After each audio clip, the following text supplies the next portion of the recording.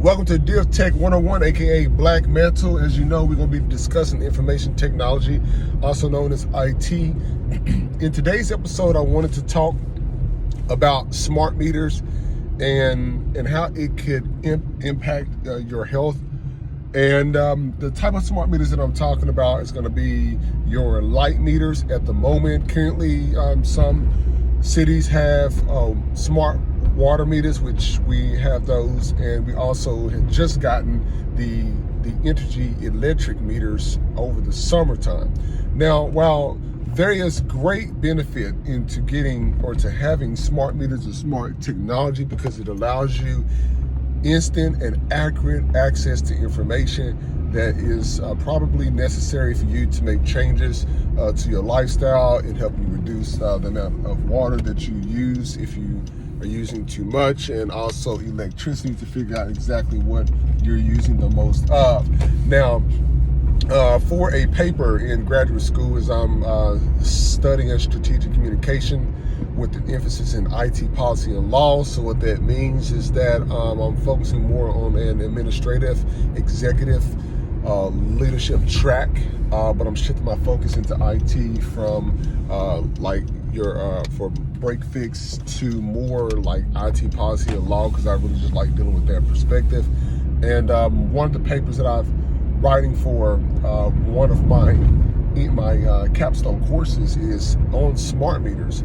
And what made me decide this is I remember the day when Energy came to knock on my door to install one, and I literally asked them what is this going to be about, and I made a statement to them with a smirk on my face is, hey, this is a way for you guys to turn off somebody's electricity before or if they don't pay their bill on time. And the technician just kind of smirked and laughed there. But what I did find out is that the same night that I went to sleep, I ended up having a headache, and it was definitely not from my cell phone, because I started and stopped sleeping with my cell phone next to my head, because that's not good either.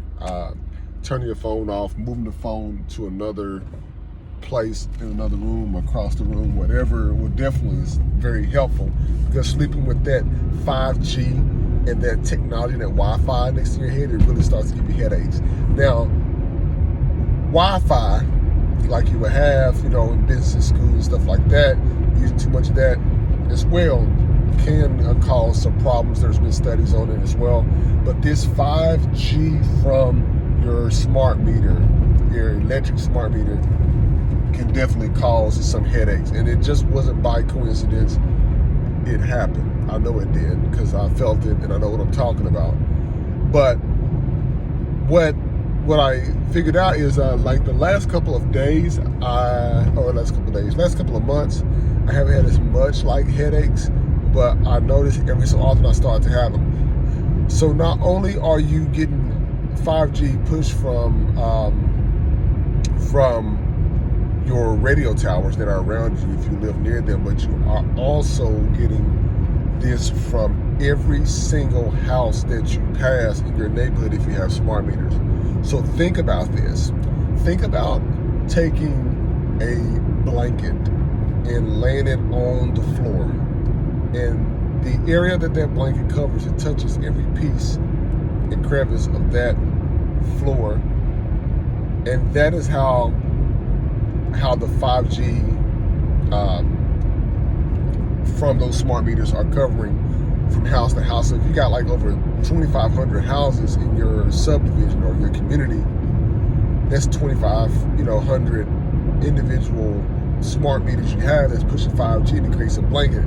And what it does is the houses communicate with each other, and the houses communicate with a repeater that's on a light pole within your community somewhere. You can drive around like see it. It's not anything hidden. This is like public knowledge. And that communicates back to the service provider.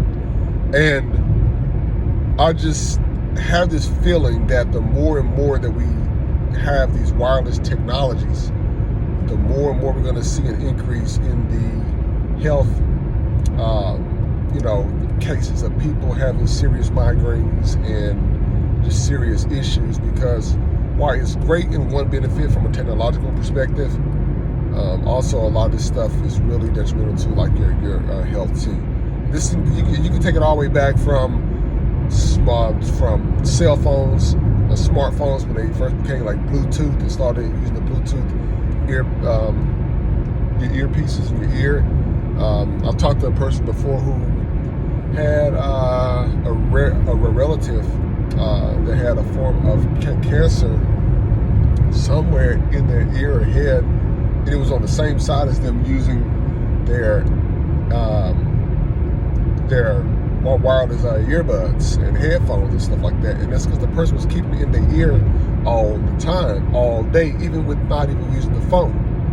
And by doing that, it's best to always talk on speakerphone, but when you have the AirPods and your Samsung earbuds and those things like that in your ear, you have to pay very, very close attention to that. And you can look at the paperwork that comes with them. It has health information on the instructions when you get these devices, but people normally just discard them.